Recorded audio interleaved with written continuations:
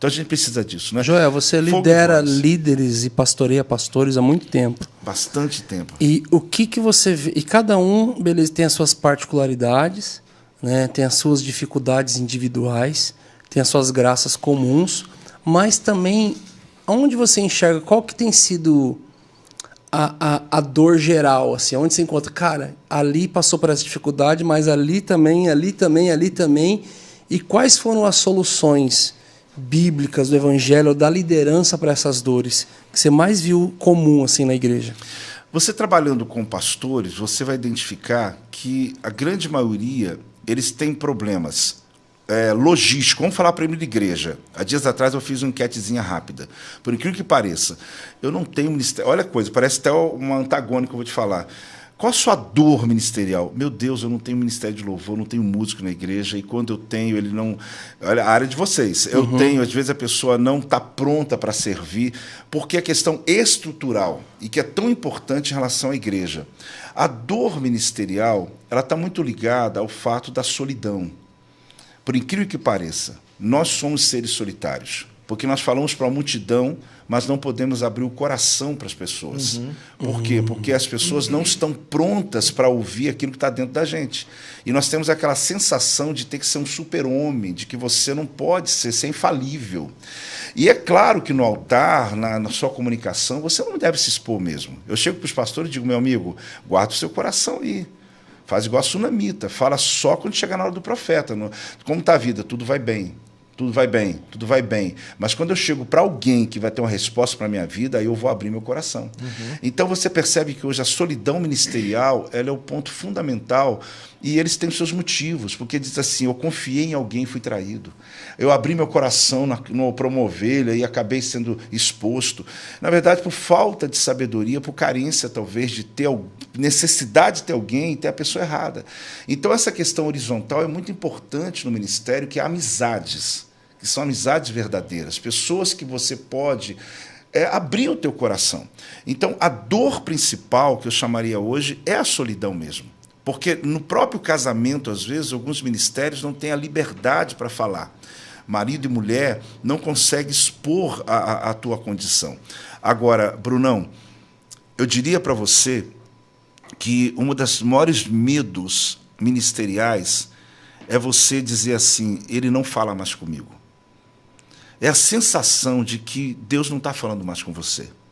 É aquela sensação de você estar, como Samuel, na casa de Eli, na mesma casa que Deus falou com você a vida inteira, no mesmo púlpito que Deus falou com você a vida inteira, de repente Deus começou a falar com Samuel e não fala mais com você. A grande questão não é a inveja de Samuel, é o fato de Deus não falar mais comigo. E isso é comum? Você vê que isso é comum? Muito. Por quê? Porque o indivíduo vive do eco da voz. É aquele período interbíblico que Deus ficou 400 anos sem falar e a gente tinha que viver da profecia passada.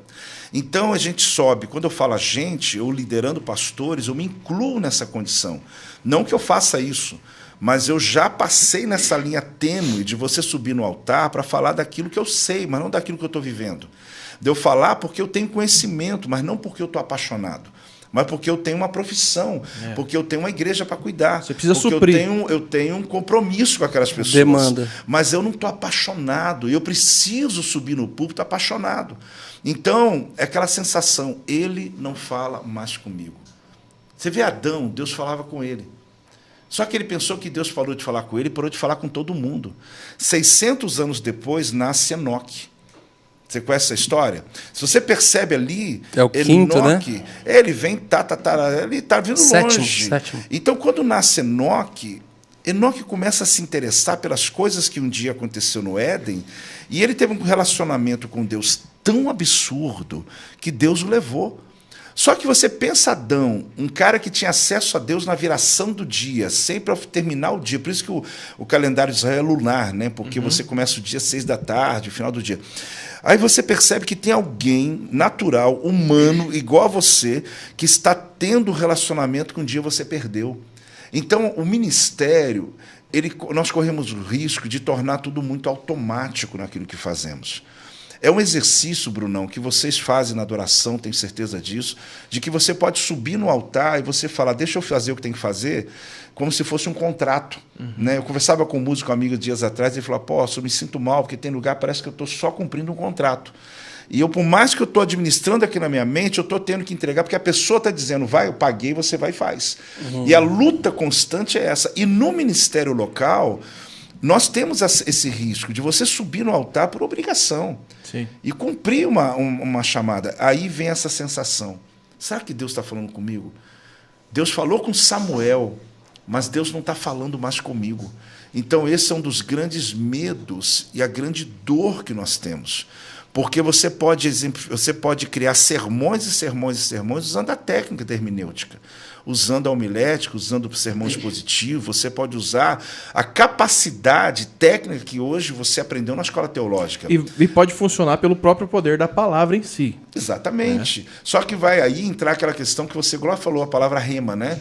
Que a palavra, o logos é a revelação geral. O rema é uma palavra específica para uma pessoa específica em uma ocasião específica. Num tempo específico. Por isso que lá em Hebreus fala que a Bíblia ela é como uma espada de dois cortes, dois gumes. Não sei se a gente falou sobre isso no último, que eu fico tentando lembrar de coisas, que a gente faz o seguinte, ali a palavra grega é duas bocas. Ali não é dois gumes, ali é duas bocas. Ali está dizendo que a precisão de uma mensagem, ela está quando eu tenho o logos e eu tenho o rema. Eu tenho a primeira lâmina, que é a revelação coletiva de Deus, que eu preciso ter e sou obrigado a ter como alguém que expõe a Escritura. Mas o que vai fazer a diferença do Brunão, do pregador tal, X ou Y, é quando ele sobe no altar, ele tem o rema. E o rema é a repetição do logos. O rema é quando aquilo entra em mim e eu transformo aquilo numa praticidade na vida das pessoas. Tem muito aquela lenda de que tem um sermão uau, o sermão bonito, o sermão maravilhoso. E essa coisa da performance, ela está provocando esses pregadores, né? Que estão muito preocupados com essa coisa da técnica. E eu não sou um crítico disso, não. Olhe bem, porque eu sou apaixonado pela comunicação. Eu acredito que a comunicação tem que ser precisa. E ela precisa encontrar o coração de quem está ouvindo. Sim. Só que se você não tiver esse rema que vai atender aquele momento ali, você vai ser um ótimo narrador, né, que tem narrativas fantásticas. Mas, Brunão, apacentar a igreja não é só um evento. É você mudar a vida das pessoas 1 ano, 2 anos. É aquela senhora que está com você há 10 anos contando histórias de uma mensagem que virou uma chave na vida dela.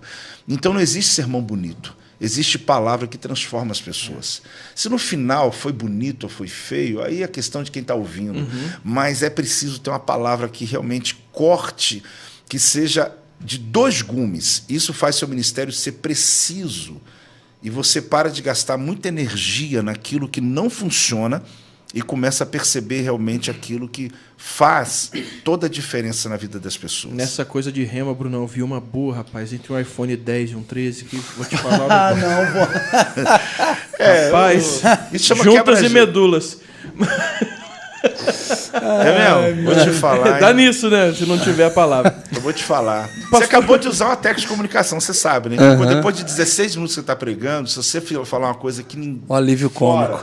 Você joga um gelo na situação, todo mundo acorda. Opa, o que aconteceu? É o que você fez por mim aqui agora. Estamos treinados aqui. Me ajudou. Mas ninguém para de ouvir o senhor, não tem jeito. Vocês são fera. Eu tenho uma pergunta sobre liderança. Sim. Que fala. Eu queria enxergar melhor qual que é o limite e a separação entre o funcional racional do ministério e o pastoral pessoal. Como se lida com isso? Porque você vê muitas pessoas que são tendenciosas à liderança totalmente funcional. Sim.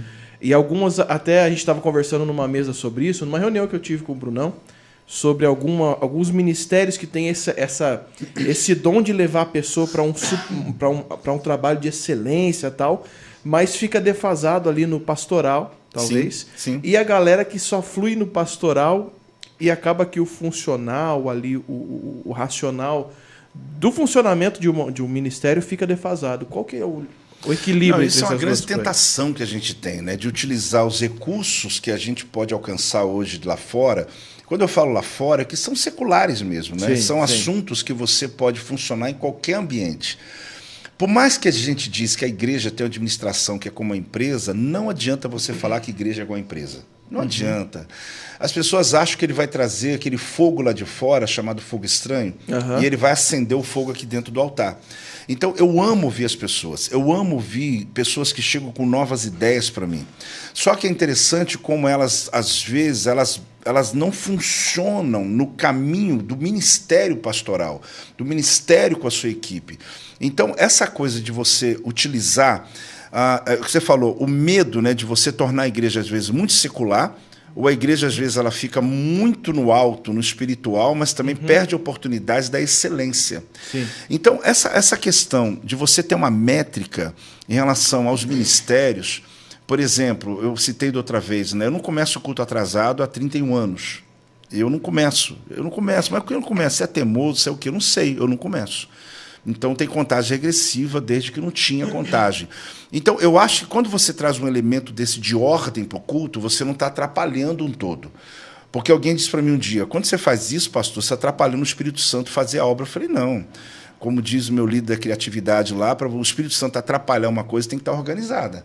Então, você organiza para ele vir fazer o que... Aí depois ele atrapalha. Muito bom. Porque senão ele tem lugar que nem dá para ele atrapalhar. Ele nem vai. Ele nem vai, porque está tudo Já já está desorganizado. tudo atrapalhado. Agora, ao mesmo tempo, eu preciso entender que a visão ela tá interna, ela está dentro. As pessoas que estão com você, elas já carregam uma experiência dentro delas, e o meu objetivo é arrancar o que ela tem ali. Ah, mas apóstolo, isso aí o coach já faz. Isso aí, na verdade, não é o coach que faz. Isso aí já vem de Sócrates lá atrás, né?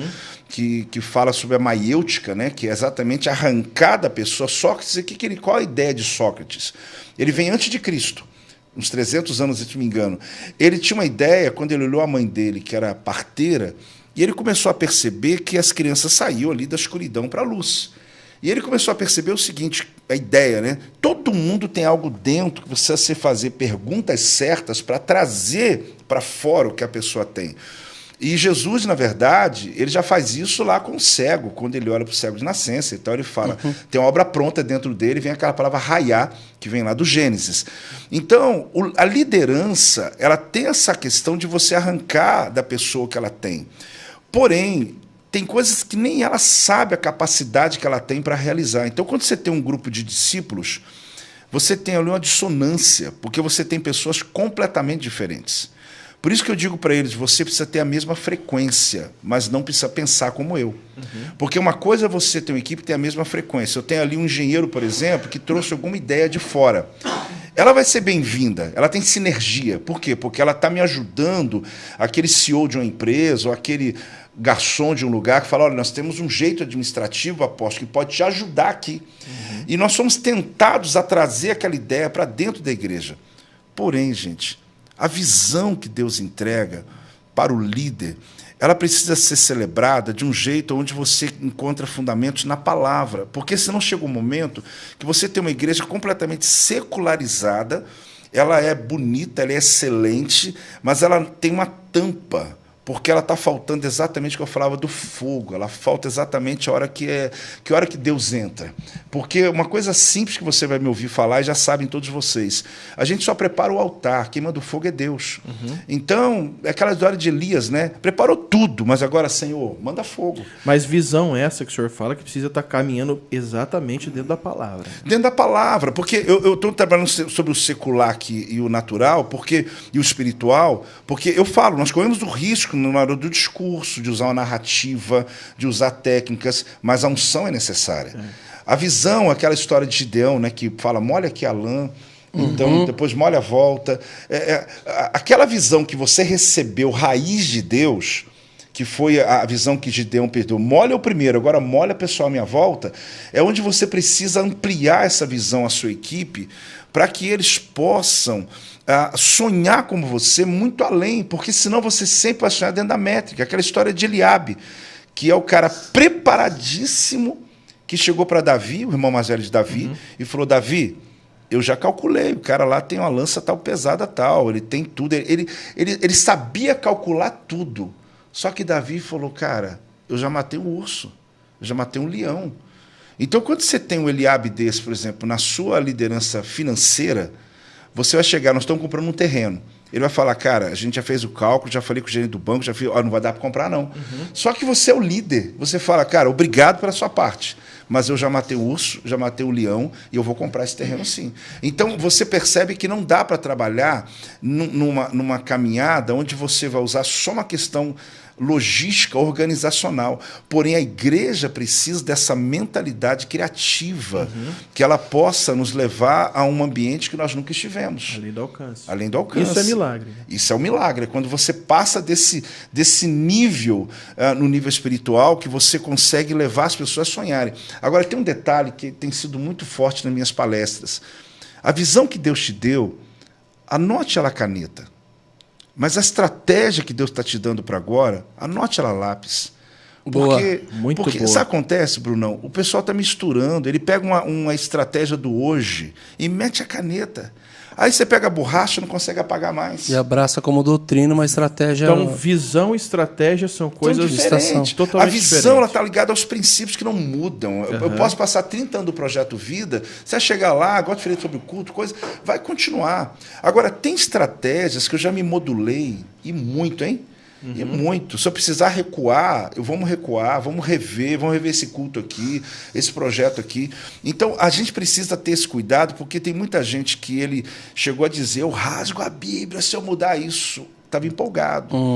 Olha, eu digo que essa última visão não tem mais nada, até a volta de Cristo vai ser assim agora. Aquilo é uma estratégia, não é uma visão. Luciano subirá, bem-aventurados os maleáveis, eles não se quebram. Ele não se quebra, você se movimenta. Então você tem que entender, quem está me vendo aqui, que às vezes existem coisas que Deus está te dando, é o rema. Rema é para aquela hora. É aquela história de Pedro, desceu do barco. Se eu tivesse lá, eu tinha descido. Eu não. Já vi pastor falando, eu também teria ido com Pedro. Eu não, porque Pedro ouviu a palavra, eu não. A palavra rema foi para ele. Foi para ele, vem. Você entendeu? Sim. Você vai e fez uma loucura e tal. Vou fazer igual o Brunão, vou fazer. Deus não falou nada comigo. Aí se Deus não me afunda deu e a palavra culpa é de nenhuma. Deus. Aí depois ele afunda porque um líder tal fez um movimento lá em tal lugar. Ele copiou e colocou no ministério dele. Não, eu também vou fazer. Já chegaram para mim dizendo ideias. Pastor, faz isso, faz aquilo. Cara, Deus não me falou nada. Eu não vou entrar nesse negócio. Se Deus falou contigo, pode entrar, eu te abençoo. Por quê? Porque eu preciso ter convicções caminhando comigo. Agora, sobre a caneta e lápis, é isso.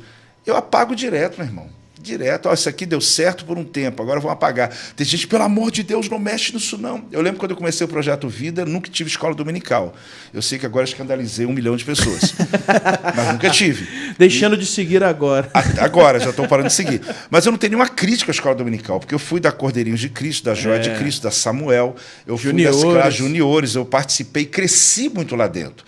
Só que quando eu comecei, há 30 anos atrás, eu fiz uma leitura da minha região, do meu momento, e entendi que quarta-feira é o dia de ensino. E até hoje eu faço isso. Toda quarta-feira você vai lá, tem ensino. Só que, claro, a gente põe um molho, põe todo um... Você põe série, põe nome. Desculpa, eu estou falando, o pessoal descobriu agora. Você cria... ao você vivo. cria... poxa, não dá para cortar mais.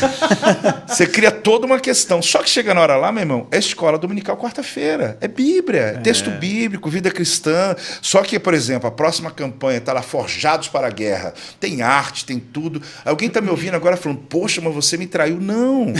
Porque minha mulher também, quando queria dar comida para os meus filhos que eles não queriam comer, por exemplo, quer comer beterraba, não come. Pega a beterraba, bate, põe no molho de tomate que ela falou, o moleque comeu beterraba sem saber, e está aqui, meus meninos estão aqui. E comeu beterraba sem saber que comeu. As minhas ovelhas estão comendo beterraba, comendo muita coisa sem saber. Bate com morango. Porque, exato, porque nós queremos entregar a Bíblia. Se ele chamar para ele para estudo bíblico, ele não vem. Mas se eu chamo ele para uma série de mensagens, ele vem. É o tempo e o modo, né? Tempo e modo. E aquela velha história que, acho que uns 7 anos atrás, muita gente usava de exemplo, que é a própria garrafa, né? Só falando, você pegou uma garrafa agora, comprou ela no mercado, tá ali, tô vendo aqui. Prazo de validade. Tá escrito, no Medina eu vi mais fácil que o meu. Sim. Aqui tem um prazo de validade. Você fala, a água é potável, não tem prazo de validade. Mas a validade não está na água, está na garrafa. Não show isso está aí. no que você está levando, está em como, no que está levando, né? Então, Então, também é fera, hein? Ele é bom. Ele é a menina do iPhone. Ele pegou de alguém isso aí. Ele... mas realmente é Show. isso. Tipo assim, o que você carrega é imutável, mas a forma que você carrega, Exatamente. a linguagem, o formato. Simplesmente você resumiu tudo vai agora. mudar. É isso aí. Vou até tomar uma água aqui que não vence, ó. Exatamente. Mas é aí Tome enquanto ela não vence. É aí Já que, veio, né? Enquanto a é garrafa aí que não você vence. vê ministérios, pastores se quebrarem e não darem o braço a torcer, cara. Exato, porque E você fala, nossa, mas era tão promissor. Por que acabou? Por que parou? E é o cara que se enrijeceu. Enrijeceu, ele não percebeu o tempo. A gente está vivendo um tempo de uma nuance muito forte. Pós o grande acontecimento atrás aí, tudo acelerou muito. Eu tô nem muito tempo atrás, mas lá para o 2000 a gente estava começando aqueles movimentos de rede ministerial, visão em muitas áreas, crescimento em muitos níveis de ministério. Hoje, menos é mais, cara. As igrejas, não só americanas, de 100 ministérios, 120 ministérios, está com 4 ministérios. A coisa resumiu, a coisa está trazendo... Aí tinha uma noção de que o crente tinha que vir no culto toda semana, todo dia, aliás, né? Tinha que fazer culto segunda, na terça, na quarta, vamos fazer... Gente, hoje não dá mais. As pessoas têm que entender isso, que você chega um momento que você faz uma celebração de domingo inteira, e não longa, hein? 1h20, 1h30, que seja 1h40 e tal. Você rompe naquele dia lá, as pessoas vão na célula, as pessoas vão no online fazer alguma coisa, mas não tem como você mais fazer aquele movimento na igreja a semana inteira. Não é isso que vai prender ela. E eu não estou inventando isso. Isso é uma tendência Verdade. que você está vendo no mundo secular também. Tudo é muito rápido, tudo é muito direto. E a igreja tem que se mobilizar Só nesse que aspecto. eficaz, né? Claro. Você vai manter o princípio. Nós não vamos manter, a água é a mesma, nós vamos continuar. Só que aí as formas que você vai trabalhando... E sabe o que acontece, gente? Nós, pastores, nós temos esse grande desafio de atualização, mais do que o teu iPhone, mais do que qualquer outro projeto que tem. A gente precisa estar toda hora perguntando, Deus, igual Abraão, Senhor, o Senhor falou que eu tinha que largar a parentela, mas para onde? A terra eu vou te mostrar ainda. A terra eu vou te mostrar. É por partes. Então, todo dia tem atualização. Todo dia. Não tem como você viver no ministério dizendo assim, achei esse caminho e acabou. Não, eu tenho que me atualizar o tempo todo ouvindo, Deus, eu vou para aquele lado hoje. Um dia Moisés, ele pediu, Deus, eu não vou continuar. Eu não vou, não tem jeito. Mas eu sou Yahvé chamar, não, mas eu preciso parar, não tem jeito. Êxodo 33. E ele falou, eu quero ver a tua glória. Eu quero ver a tua glória. No hebraico é da rocha. tuas faces, né? Em hebraico está no plural. Eu quero ver as tuas faces. Gol. Entendeu? Por quê? Porque Deus já tinha se revelado com uma face para um. Ele é o Jeová Jirê, Sabaote. Ele é o Jeová da guerra, o Jeová Rafá. Ele é o Jeová Nissi. Ele é o Jeová Shalom. Só que ele disse, eu preciso de todas. Eu preciso de saber quem o Senhor é. E ele, na fenda da rocha, viu Deus indo. Ele não viu a face, ele viu Deus indo. Aí você fala, poxa, coitado, não viu a face. Ele viu mais do que isso. Ele viu para onde Deus estava indo. Porque se eu conseguir saber a direção que ele está indo, não importa o caminho, importa é se ele está indo. Porque o grande desafio ministerial não é onde eu estou, é quem está comigo. A minha pergunta diária não é se aquela luta ali ela vai continuar, é saber se o Senhor está comigo nela.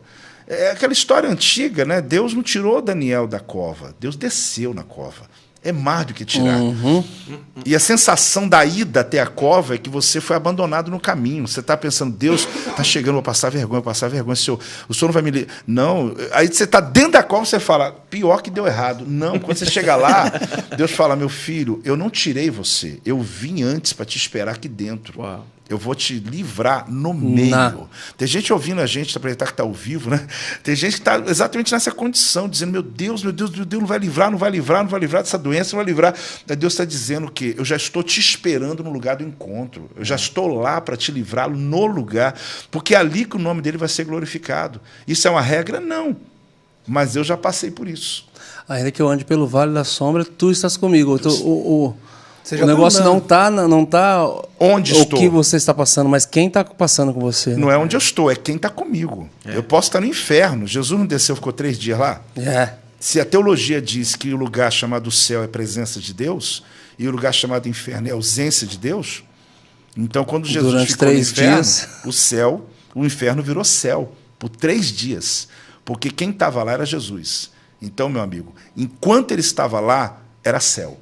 Então, se o inferno vira céu, será que tem um lugar nessa terra que Deus não pode mudar? Então, a questão... Vontade de ouvir mais dessa questão? Não é onde, vamos Muito ver, bom. não é onde eu estou. Vamos falar de ministério. A cidade que eu estou tem 20 mil habitantes, não rompe, eu estou num bairro que é pobre, eu ouço muito isso o tempo todo. Sim. Como eu sou pastor em Volta Redonda, no bairro que eu jogava bola, já que eu soltava pipa, que é o Retiro, fica na Cidade do Aço, que é uma igreja, um lugar populoso e o lugar que eu fui criado.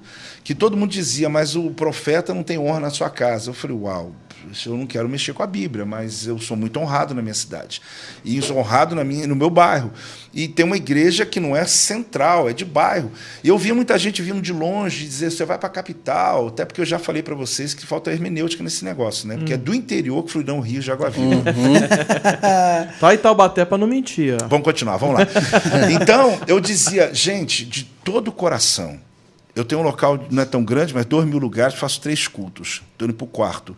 Eu entendo uma coisa, não tem nada a ver com lugar, tem a ver com uma decisão que você tem, a convicção e a paz que excede todo entendimento de que Deus tem um plano para você naquele lugar. E aí você vai descobrir, voltando àquele assunto, que não tem nada a ver com o lugar, tem a ver com Deus com você. Se Deus está falando que está com você... Eu já vi coisas tremendas acontecerem em cidade interior e já vi igrejas promissoras ou em lugares promissores, mas que não passa de 100 pessoas, não flui, não prospera, não rompe. Então, gente, eu não gosto de repetir, mas lembra de Abraão e Ló? Se eu falei aqui, Ló é a geração que escolhe caminhos, Abraão é a geração que transforma caminhos. Então a gente tem que lembrar dessa geração de Abraão. Frasezinha do WhatsApp, esses dias aí. Aí, ó, mas A gente tá... Porque Ló, lembra? Escolhe o caminho, ele foi. Total. Ficou pobre lá em Sodoma. Abraão, ele foi para o outro lado. Quando vocês foram lá em Israel, ele já foi. Você vai ver o deserto ali. Cara, ele foi para um lugar que não tem condições de prosperar. Só que tem gente que pensa que você está precisando da terra. Eu estou precisando dessa terra. Estou precisando desse lugar. Não. Abraão já era rico. A terra era pobre. Passou o tempo, Abraão continuava rico e a terra ficou rica. Quem precisava de quem ali? Era a terra que precisava de Abraão chegar lá. Então, quando chego no lugar do meu chamado, lugares pobres, lugares ruins começam a se tornar bons. Isso não é discurso de autoajuda para animar, não. Eu falo isso com certeza na minha vida, na minha casa. E pastoreando pastores, como você disse, que já faço isso há muitos anos, eu tento e sempre estou estimulando eles entenderem, a não ficar nessa geografia, tentando mudar de lugar só porque vai ser promissor. Isso pode funcionar para uma empresa. Como a empresa abre e a igreja nasce, a gente sabe que são 2 coisas diferentes. Abre, eu posso colocar a empresa onde eu quiser, mas nascer, você não escolheu onde você quis nascer. A igreja nasce. Então, quando ela nasce num lugar que ela é na família certa, aquele ministério vai romper poderosamente. Então, não é o lugar. A questão tem a ver com quem está com você.